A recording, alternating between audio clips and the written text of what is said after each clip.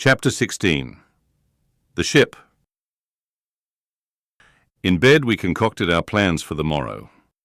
But to my surprise, and no small concern, Queequeg now gave me to understand that he had been diligently consulting Yojo, the name of his black little god, and Yojo had told him 2 or 3 times over, and strongly insisted upon it every way, that instead of our going together among the whaling fleet in harbour and in concert selecting our craft, instead of this, I say, Yojo earnestly enjoined that the selection of the ship should rest wholly with me, inasmuch as Yojo purposed befriending us, and in order to do so, had already pitched upon a vessel, which, if left to myself, I, Ishmael, should infallibly light upon, for all the world as though it had turned out by chance. And in that vessel I must immediately ship myself, for the present, irrespective of Queequeg. I have forgotten to mention that, in many things, Queequeg placed great confidence in the excellence of Yojo's judgment and surprising forecast of things, and cherished Yojo with considerable esteem as a rather good sort of god, who perhaps meant well enough upon the whole, but in all cases did not succeed in his benevolent designs. Now, this plan of Queequeg's, or rather Yojo's, touching the selection of our craft, I did not like that plan at all. I had not a little relied upon Queequeg's sagacity to point out the whaler best fitted to carry us and our fortunes securely. But as all my remonstrances produced no effect upon Queequeg, I was obliged to acquiesce, and accordingly prepared to set about this business with a determined rushing sort of energy and vigour that should quickly settle that trifling little affair. Next morning early, leaving Queequeg shut up with Yojo in our little bedroom, for it seemed that it was some sort of Lent, or Ramadan, or day of fasting, humiliation, and prayer, with Queequeg and Yojo that day. How it was I never could find out, for though I applied myself to it several times, I never could master his liturgies and ethnophysics articles, leaving Queequeg, then, fasting on his tomahawk pipe, and Yojo, warming himself at his sacrificial fire of shavings. I sallied out among the shipping. After much prolonged sauntering and many random inquiries, I learnt that there were 3 ships up for 3 years' voyages: the Devil Dam, the Titbit, and the Pequod. Devil Dam I do not know the origin of. Titbit is obvious. Pequod, you will no doubt remember, was the name of a celebrated tribe of Massachusetts Indians, now extinct as the ancient Medes. I peered and pried about the Devil Dam. From her, hopped over to the Titbit, and finally, going on board the Pequod, looked around her for a moment, and then decided that this was the very ship for us. You may have seen many a quaint craft in your day, for aught I know. Square-toed luggers, mountainous Japanese junks, butterbox galliots, and what not. But take my word for it, you never saw such a rare old craft as this same rare old Pequod. She was a ship of the old school, rather small if anything, with an old-fashioned claw-footed look about her. Long-seasoned and weather-stained in the typhoons and calms of all 4 oceans, her old hull's complexion was darkened like a French grenadier's, who has alike fought in Egypt and Siberia. Her venerable bows looked bearded, her masts, cut somewhere on the coast of Japan, where her original ones were lost overboard in a gale. Her masts stood stiffly up like the spines of the 3 old kings of Cologne. Her ancient decks were worn and wrinkled, like the pilgrim-worshipped flagstone in Canterbury Cathedral where Becket bled. But to all these her old antiquities were added new and marvellous features, pertaining to the wild business that for more than half a century she had followed. Old Captain Peleg, many years her chief mate, before he commanded another vessel of his own, and now a retired seaman, and one of the principal owners of the Pequod. This old Peleg, during the term of his chief mateship, had built upon her original grotesqueness, and inlaid it all over, with a quaintness both of material and device, unmatched by anything except it be Thorkill Hake's carved buckler or bedstead. She was apparelled like any barbaric Ethiopian emperor, his neck heavy with pendants of polished ivory. She was a thing of trophies, a cannibal of a craft, tricking herself forth in the chaste bones of her enemies. All round her unpanelled open bulwarks were garnished like one continuous jaw with the long, sharp teeth of the sperm whale inserted there for pins, to fasten her old hempen thews and tendons to. Those thews ran not through base blocks of land wood, but deftly travelled over sheaves of sea ivory. Scorning a turnstile wheel at her reverend helm, she sported there a tiller, and that tiller was in one mass, curiously carved from the long, narrow lower jaw of her hereditary foe. The helmsman who steered by that tiller in a tempest felt like the Tartar when he holds back his fiery steed by clutching its jaw. A noble craft, but somehow a most melancholy. All noble things are touched with that. Now when I looked about the quarter-deck for someone having authority in order to propose myself as a candidate for the voyage, at first I saw nobody, but I could not well overlook a strange sort of tent, or rather wigwam pitched a little behind the mainmast. It seemed only a temporary erection used in port.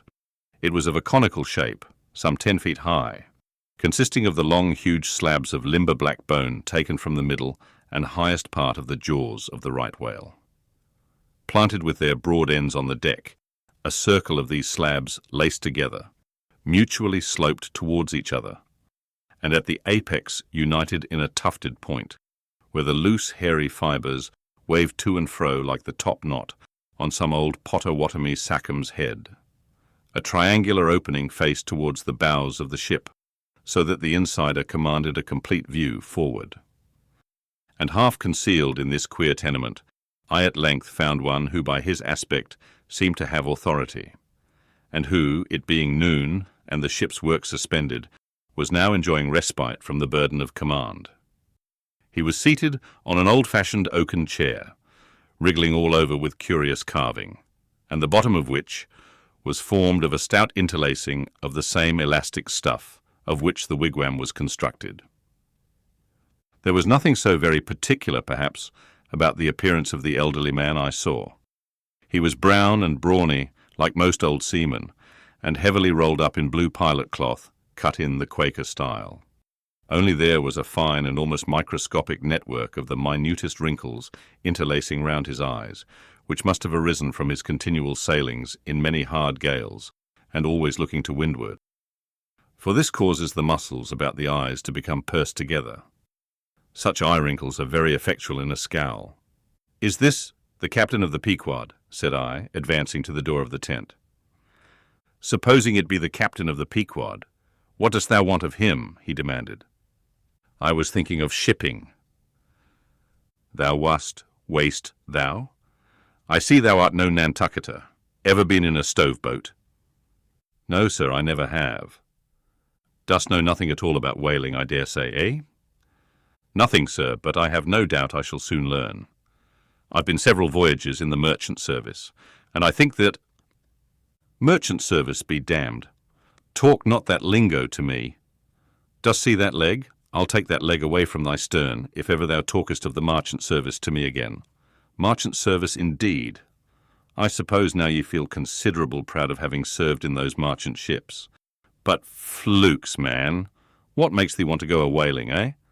It looks a little suspicious, don't it, eh? Hast not been a pirate, hast thou? Didst not rob thy last captain, didst thou? Dost not think of murdering the officers when thou gettest to sea?" I protested my innocence of these things. I saw that under the mask of these half-humorous innuendos, this old seaman, as an insulated Quakerish Nantucketer, was full of his insular prejudices and rather distrustful of all aliens, unless they hailed from Cape Cod or the Vineyard. "But what takes thee a-whaling? I want to know that before I think of shipping ye."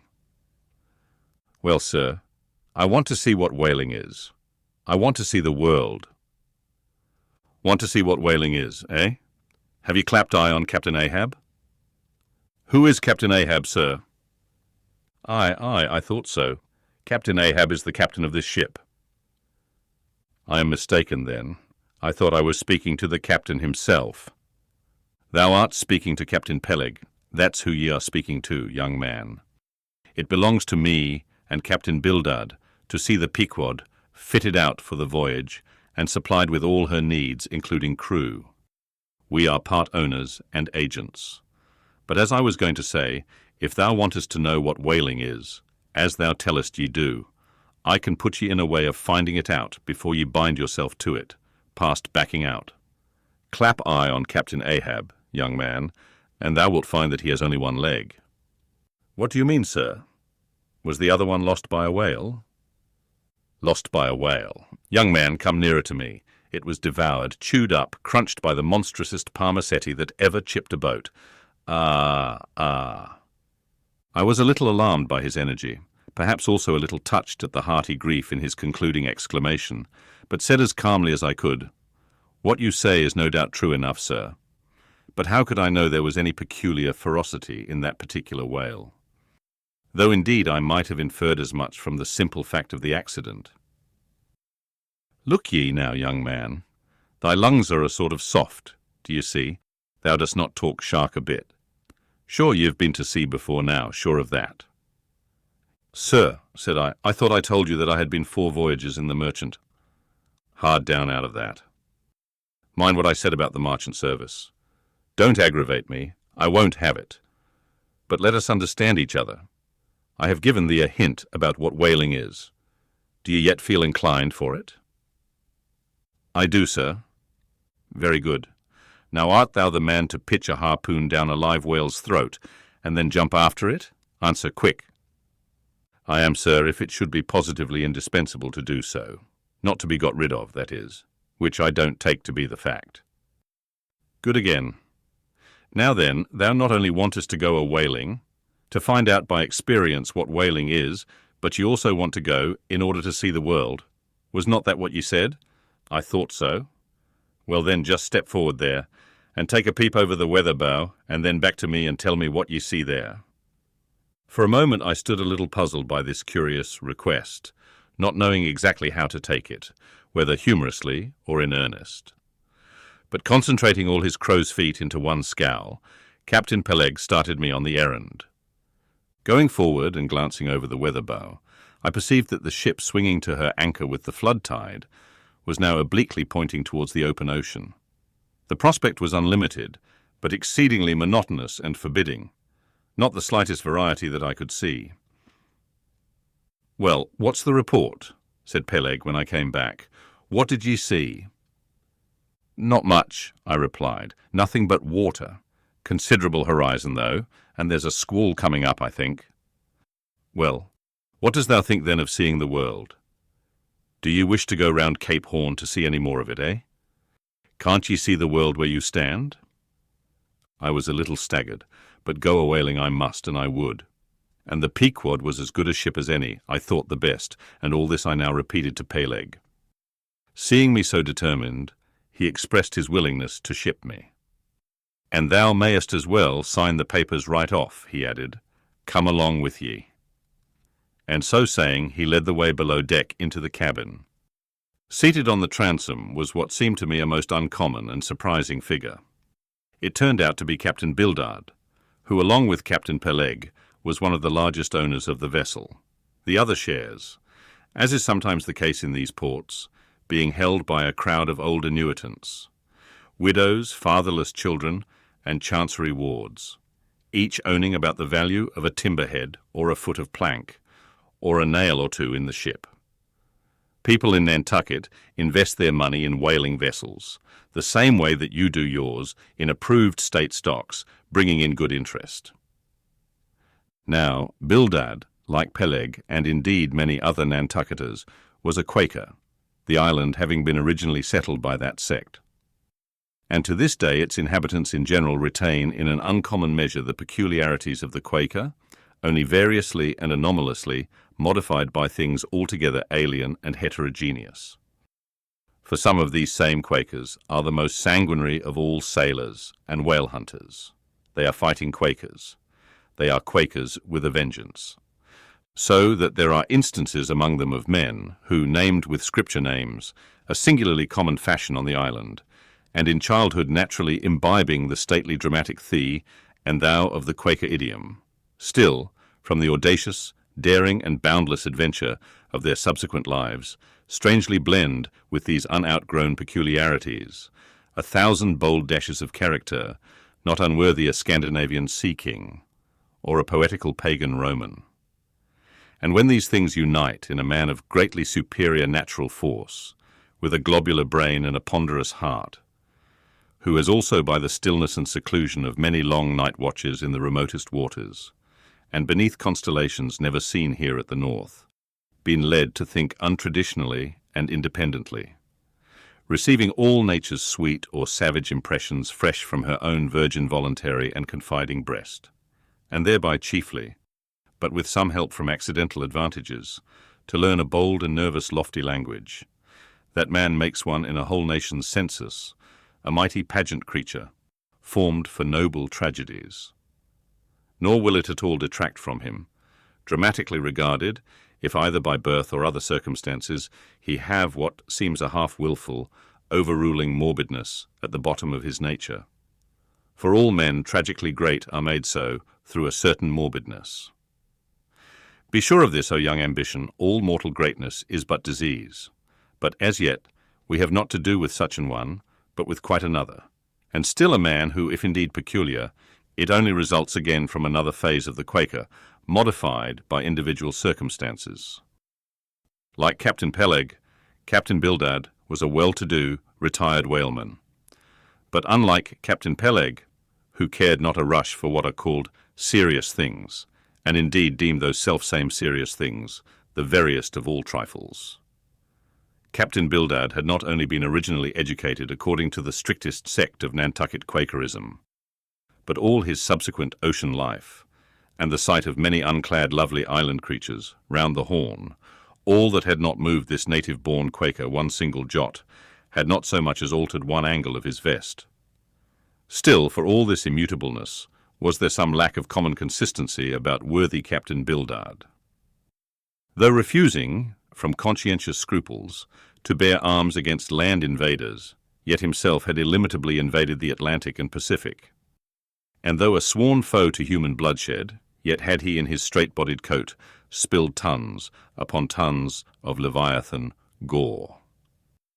How now, in the contemplative evening of his days, the pious Bildad reconciled these things in the reminiscence, I do not know, but it did not seem to concern him much, and very probably he had long since come to the sage and sensible conclusion that a man's religion is one thing, and this practical world quite another. This world pays dividends, rising from a little cabin boy in short clothes of the drabbest drab to a harpooneer in a broad shed-bellied waistcoat, from that becoming boat-header, chief mate and captain, and finally a ship-owner. Bildad, as I hinted before, had concluded his adventurous career by wholly retiring from active life at the goodly age of 60 and dedicating his remaining days to the quiet receiving of his well-earned income. Now, Bildad, I am sorry to say, had the reputation of being an incorrigible old hunks, and in his seagoing days a bitter, hard taskmaster. They told me in Nantucket, though it certainly seems a curious story, that when he sailed the old Cattegat whaleman, his crew, upon arriving home, were mostly all carried ashore to the hospital, sore exhausted and worn out. For a pious man, especially for a Quaker, he was certainly rather hard-hearted, to say the least. He never used to swear, though, at his men, they said. But somehow he got an inordinate quantity of cruel, unmitigated hard work out of them. When Bildad was a chief mate, to have his drab-coloured eye intently looking at you made you feel completely nervous, till you could clutch something, a hammer or a marling spike, and go to work like mad at something or other, never mind what. Indolence and idleness perished before him. His own person was the exact embodiment of his utilitarian character. On his long, gaunt body, he carried no spare flesh, no superfluous beard, his chin having a soft, economical nap to it, like the worn nap of his broad-brimmed hat. Such, then, was the person that I saw seated on the transom when I followed Captain Peleg down into the cabin. The space between the decks was small, and there, bolt upright, sat old Bildad, who always sat so and never leaned, and this to save his coat-tails. His broad brim was placed beside him, his legs were stiffly crossed, his drab vesture was buttoned up to his chin, and spectacles on nose, he seemed absorbed in reading from a ponderous volume. "Bildad," cried Captain Peleg, "at it again, Bildad, eh? Ye have been studying those scriptures now for the last 30 years, to my certain knowledge. How far ye got, Bildad? As if long habituated to such profane talk from his old shipmate, Bildad, without noticing his present irreverence, quietly looked up, and seeing me, glanced again inquiringly towards Peleg. "He says he's our man, Bildad," said Peleg. "He wants to ship." "Dost thee?" said Bildad in a hollow tone, and turning round to me. "I dost," said I unconsciously. He was so intense a Quaker. "What do you think of him, Bildad?" said Peleg. "He'll do," said Bildad, eyeing me, and then went on spelling away at his book in a mumbling tone quite audible. I thought him the queerest old Quaker I ever saw, especially as Peleg, his friend and old shipmate, seemed such a blusterer. But I said nothing, only looking round me sharply. Peleg now threw open a chest, and drawing forth the ship's articles, placed pen and ink before him, and seated himself at a little table. I began to think it was high time to settle with myself at what terms I would be willing to engage for the voyage. I was already aware that in the whaling business they paid no wages, but all hands, including the captain, received certain shares of the profits called lays, and that these lays were proportioned to the degree of importance pertaining to the respective duties of the ship's company. I was also aware that, being a green hand at whaling, my own lay would not be very large. But considering that I was used to the sea, could steer a ship, splice a rope, and all that, I made no doubt that from all I had heard I should be offered at least the 275th lay, that is, the 275th part of the clear net proceeds of the voyage, whatever that might eventually amount to. And though the 275th lay was what they call a rather long lay, yet it was better than nothing, and if we had a lucky voyage, might pretty nearly pay for the clothing I would wear out on it, not to speak of my 3 years' beef and board, for which I would not have to pay 1 stiver. It might be thought that this was a poor way to accumulate a princely fortune, and so it was, a very poor way indeed. But I am one of those that never take on about princely fortunes, and am quite content if the world is ready to board and lodge me, while I am putting up at this grim sign of the thundercloud. Upon the whole, I thought that the 275th lay would be about the fair thing, but would not have been surprised had I been offered the 200th, considering I was of a broad-shouldered make. But one thing, nevertheless, that made me a little distrustful about receiving a generous share of the profits was this. Ashore, I had heard something of both Captain Peleg and his unaccountable old crony Bildad. How that they, being the principal proprietors of the Pequod, therefore the other and more inconsiderable and scattered owners, left nearly the whole management of the ship's affairs to these two, and I did not know but what the stingy old Bildad might have a mighty deal to say about shipping hands, especially as I now found him on board the Pequod, quite at home there in the cabin, and reading his Bible as if at his own fireside. Now, while Peleg was vainly trying to mend a pen with his jackknife, old Bildad, to my no small surprise, considering that he was such an interested party in these proceedings, Bildad never heeded us, but went on mumbling to himself out of his book, "Lay not up for yourselves treasures upon earth, where moth—" "Well, Captain Bildad," interrupted Peleg, "what do you say? What lay shall we give this young man?" "Thou knowest best," was the sepulchral reply. "The 777th wouldn't be too much, would it? Where moth and rust do corrupt, but lay—" Lay indeed, thought I, and such a lay. The 777th. Well, old Bildad, you are determined that I, for one, shall not lay up many lays here below, where moth and rust do corrupt. It was an exceedingly long lay, that indeed, and though from the magnitude of the figure it might at first deceive a landsman, yet the slightest consideration will show that though 777 is a pretty large number, yet, when you come to make a tenth of it, you will then see, I say, that the 777th part of a farthing is a good deal, less than 777 gold doubloons. And so I thought at the time. "Why, blast your eyes, Bildad," cried Peleg. "Thou dost not want to swindle this young man. He must have more than that." 777th, again said Bildad, without lifting his eyes, and then went on mumbling, For where your treasure is, there will your heart be also. I am going to put him down for the 300th, said Peleg.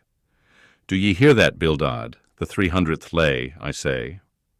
Bildad laid down his book, and turning solemnly towards him, said, Captain Peleg, thou hast a generous heart, but thou must consider the duty thou owest to the other owners of this ship, widows and orphans, many of them, and that if we too abundantly reward the labours of this young man, we may be taking the bread from those widows and those orphans.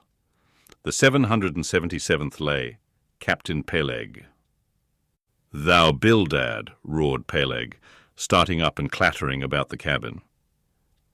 Blast ye, Captain Bildad, if I had followed thy advice in these matters. I would afore now had a conscience to lug about that would be heavy enough to founder the largest ship that ever sailed round Cape Horn. Captain Peleg, said Bildad steadily, thy conscience may be drawing 10 inches of water or 10 fathoms. I can't tell. But as thou art still an impenitent man, Captain Peleg, I greatly fear lest thy conscience be but a leaky one, and will in the end sink thee foundering down to the fiery pit, Captain Peleg. Fiery pit, fiery pit.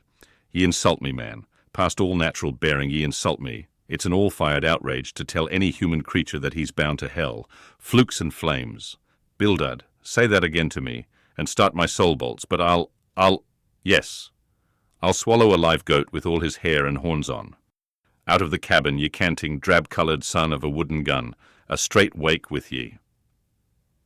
As he thundered out this, he made a rush at Bildad, but with a marvellous oblique, sliding celerity, Bildad for that time eluded him.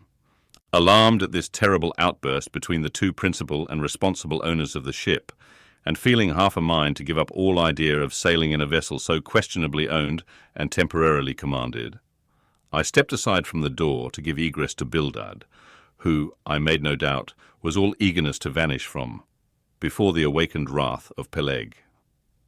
But to my astonishment, he sat down again on the transom very quietly, and seemed to have not the slightest intention of withdrawing.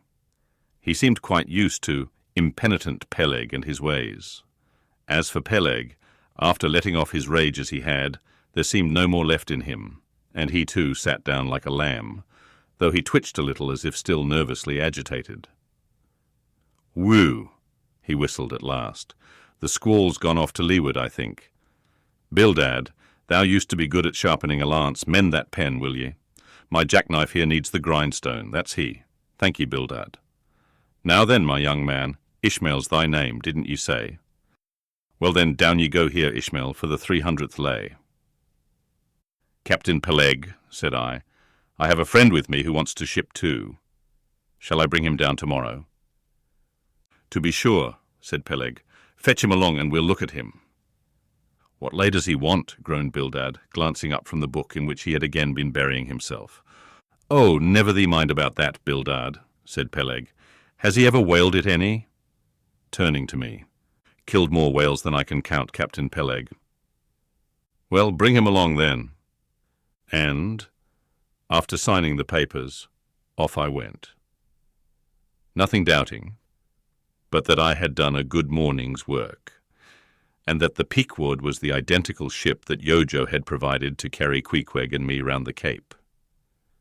But I had not proceeded far, when I began to bethink me that the captain with whom I was to sail yet remained unseen by me, though, indeed, in many cases, a whale ship will be completely fitted out, and receive all her crew on board, ere the captain makes himself visible by arriving to take command. For sometimes these voyages are so prolonged, and the shore intervals at home so exceedingly brief, that if the captain have a family, or any absorbing concernment of that sort, he does not trouble himself much about his ship in port, but leaves her to the owners till all is ready for sea.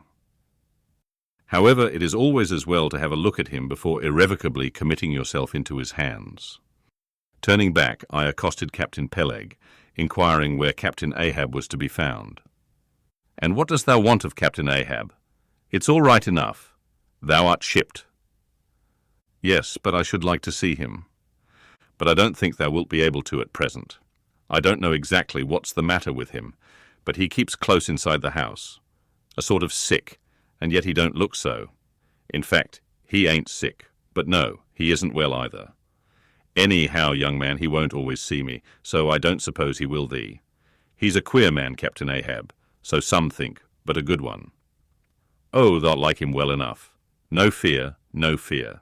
He's a grand, ungodly, godlike man, Captain Ahab, doesn't speak much, but when he does speak, then you may well listen. Mark ye, be forewarned. Ahab's above the common.